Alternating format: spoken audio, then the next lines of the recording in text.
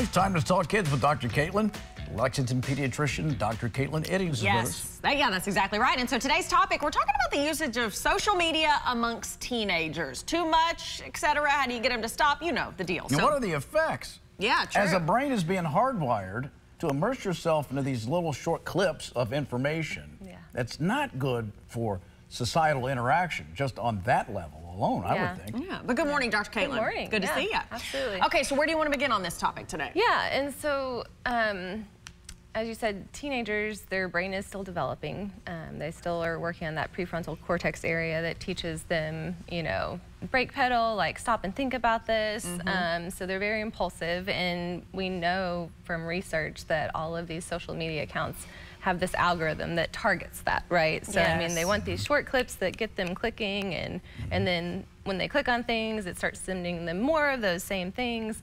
And so really today we're just kind of talking about, you know, school starting back, some kids turning into teenagers or going to high school, right? That maybe didn't used to have cell phones, starting to get cell phones. It's really important that we're kind of having that conversation about how do we, A, keep them safe, and B, make it so that this isn't becoming some sort of click addiction where it's affecting their mental health, because it does, right?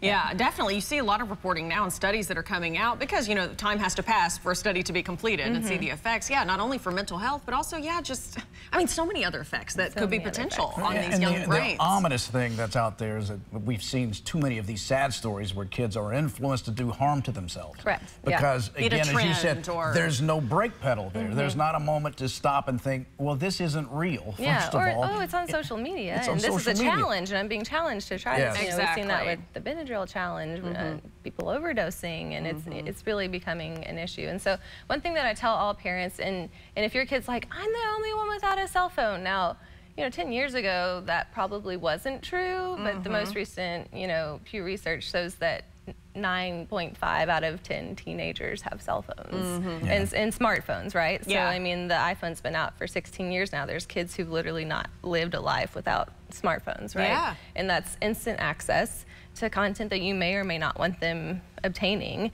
And then, like you said, do they even have the mental capacity to deal with what's being given to them? So I tell people, like, would you hand your, you know, 16-year-old a gun if they'd never seen or heard of or touched a gun and expect them to say, okay, just go use this? Same thing with a car. You wouldn't throw a 13-year-old in a car and say, good luck, have fun, right? Or drop your child off at the seediest part of town and say, have fun. You wouldn't protect yourself. So the answer is not completely not giving it to them, because at some point they're going to have to learn how to deal with these things, right? And making them do that as an 18 or 21-year-old without any sort of help from you or guidance is not the right way.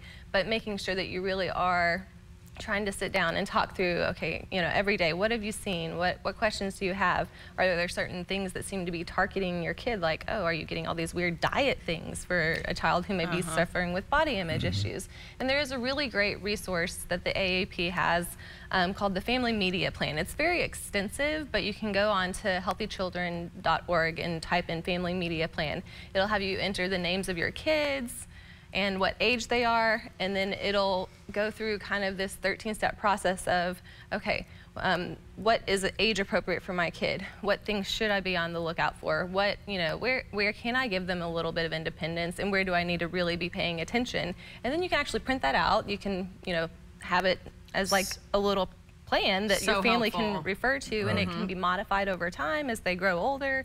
But it's really great. It's research-based, and it's an excellent thing to go through if you're like, okay, we're merging into starting to go into social media and allowing them to explore those things to help keep them safe. Yeah, because we're in an age, it's 2023, people have to use technology, you know, kids, you know, but you also need to keep kids safe, that's for sure. And a lot of these tech companies, including the phone manufacturers, they provide pretty good apps for parents so you can monitor what your kid is doing, which I would say is very important. You know where they are and what they're doing. And who they're talking with. Exactly, and some kids feel like that's, oh, well, you don't trust me, and it's like, well, I don't. Trust is earned, right? That's what I always tell people, and I always say having a cell phone is not a human right for a 13-year-old, right? So if you aren't showing that you're trustworthy, if you're not showing that you're not able to sift through those things that could potentially be dangerous for you, then you don't get that, right? And we could trust you implicitly, but we don't trust other people out there. Exactly. You know? Absolutely. All right, thank you, Dr. Caitlynn. Good to see you as always. Okay, stay with us. We'll be right back.